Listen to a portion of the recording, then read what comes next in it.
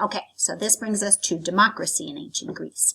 A democracy, as you should know from our roots, is a form of government in which the ruling power is in the hands of all the people.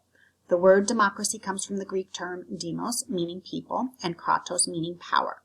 Democracy developed in ancient Greece around 500 BCE in the city-states of Athens, where many people began to oppose the rule of the tyrants. The main governing body of the Athenian democracy was the citizens' assembly. The assembly was open to all 30,000 to 40,000 adult male citizens only, but usually only 5,000 people attended. Both rich and poor citizens attended the assembly. This body met about 40 times a year to direct foreign policy, revise laws, and approve or condemn the conduct of public officials. Assembly members reached all their decisions through public debate and vote.